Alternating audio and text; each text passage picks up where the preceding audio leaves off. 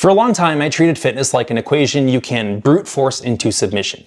Track everything, optimize everything, push harder, eat cleaner, lift more, sleep perfectly. If there was a lever to pull, I pulled until it snapped. And honestly, some of that worked. Enough to convince me that I had my whole entire fitness and health figured out. But eventually, a lot of the data that I've collected, my clients and my own body, teamed up and basically told me, hey, a lot of the things that you're doing really don't matter. So today, I want to walk you through the 5 biggest beliefs I used to preach very confidently, very aggressively, like I had the entire fitness universe cracked, that I've completely changed my mind on. A lot of this is because I've learned more about myself, science has evolved, and experience taught me a little bit more humility, and I stopped clinging to all the things that I thought worked in the past. So let's start with the one I hung on to the longest. And if you don't know me, my name is Dr. Christian Poulos. I see the doctor every time because I paid too much for med school not to include that. I'm a doctor turned performance coach and business owner, and I help people level up the human operating system: body, mind, health, habits, and longevity. The first thing I stopped believing is that you have to track macros. I did this for years. I swear I probably have like a 4-year streak on MyFitnessPal, although Chronometer is a better tracker, not affiliated, just my tip to you. If you weren't tracking macros, weighing food, pre-logging meals like a robot, I thought you were basically just guessing your way to your goals. And for beginners, data helps. It builds a little bit more awareness, it reveals some blind spots, it teaches you some portion sizes. But after coaching hundreds of people, people from all walks of life, I realized something a little bit more important. Macros help until they start hurting. Some people thrive with some structure, having those rigid numbers to hit. Others are going to fall into perfectionism, anxiety, and eventually burnout and stop and fall apart altogether. And even the people who love tracking, like me, eventually hit a point where they want to live like a functioning human and not like a walking spreadsheet with an app in their hand all the time. My mistake was assuming everyone needed the same tool forever. But truth is that tracking is usually just a phase. It's not a lifelong identity. The goal isn't to track macros, it's to learn from macros. I'm sure you don't imagine yourself being like a 65-year-old guy weighing everything and logging into an app. That's not the life that you want to live. Long-term success is going to come from your environment, your habits,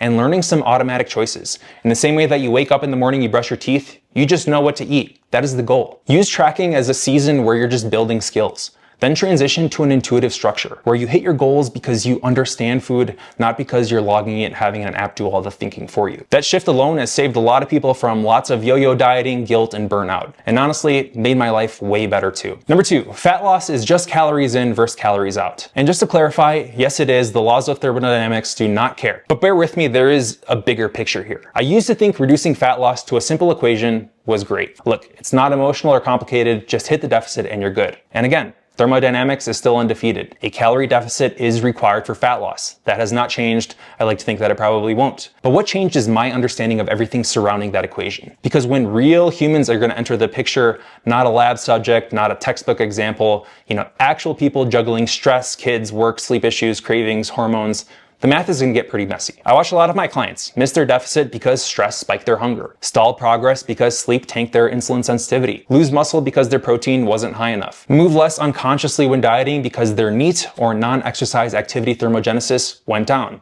That's like the unconscious things you're doing in a day that burn calories.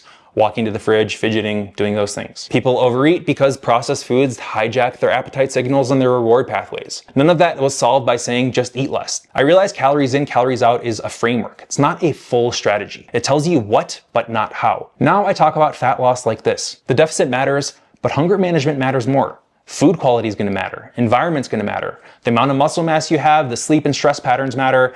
Palatability of foods matter, your hormonal patterns, and even sustainability of your diet. Fat loss becomes easier to teach and easier for people to succeed with as soon as I stopped pretending the human body was a calculator with a few feelings sprinkled in. The third thing that I've changed my mind on is that fasted cardio and fasting are great. This one had me in a chokehold for many years. Fasted cardio burns more fat. Fasting boosts growth hormone. Fasting unlocks superpowers. And look, I'm not anti-fasting, I still use it. Some people genuinely feel better with longer gaps between meals or eating later in the day. But the myth that I bought into was that fasted states were metabolically superior for fat loss or muscle gain. Then I learned fasted cardio burns more fat during the session, but total daily fat loss doesn't increase. Growth hormone does spike during fasting, but that doesn't necessarily mean more muscle because you don't have the nutrients in your bloodstream to support that muscle growth Because you're not eating. Performance often drops when you're fasted, which can hurt your overall training quality. For some people, hunger is going to rebound later in the day, and that can be worse, not better. I had days where fasted cardio felt amazing, and days where I felt like a husk of a human and trained like it was my first day back after 2 decades off. A lot of my clients experience the same thing. What matters isn't fasting, it's the consistency, your energy levels, food quality, calories, and training performance. Fasting stopped being this great magical thing. It became more of a tool, one of many, but definitely not a universal prescription for everyone. Number 4, you must bulk hard to build muscle. Historically, the bulk culture in fitness was pretty simple. Eat everything, gain weight fast, put on size at all costs. And I used to follow this every single season.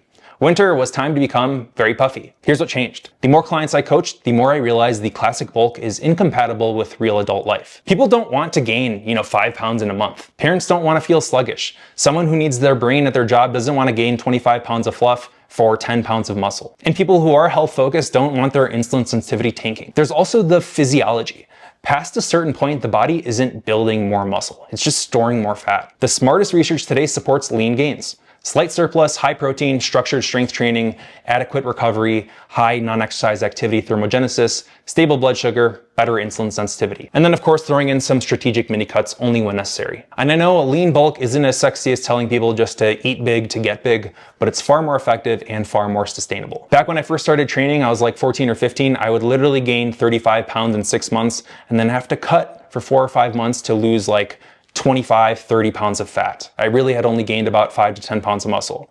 Granted, my strength went up, my clothes didn't really fit very nicely, but it was a cycle that got exhausting. I'd rather be very efficient with my bulk, gain some quality mass, not need to lose too much fat, and minimize time in a calorie deficit. Number 5, more volume is better.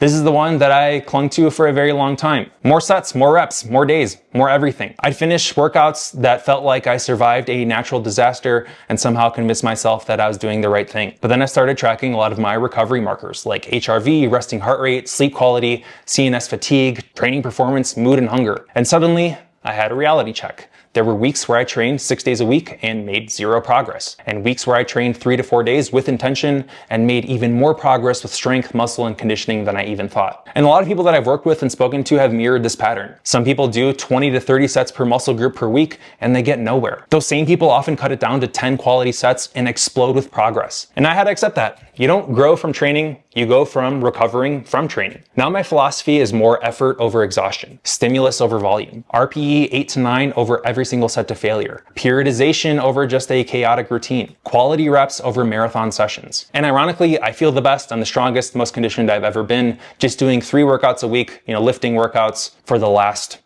several years, honestly. And when I look back at all these beliefs, there is a theme. I used to think fitness was about just being intense, doing everything. I used to think the goal was just to do more. Now the goal is to do what matters. I used to think the answer was in the extremes. And now I trust the middle path more than ever. Experience is going to change you, data is going to humble you, and coaching hundreds of real people forces you to evolve your beliefs or stay stuck repeating very outdated ideas. And the crazy thing is that tracking and being very diligent about all these things didn't make me less effective. It made me more effective for myself and everyone that I coach. So if you are listening to this and realizing you're holding on to some of those old beliefs as well, good.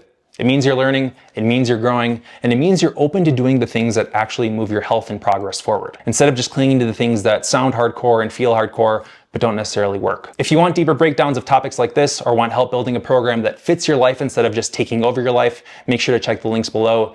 And if you've changed your mind about something in fitness recently, feel free to let me know in the comments. Otherwise, like, comment, subscribe, and I will catch you in the next video.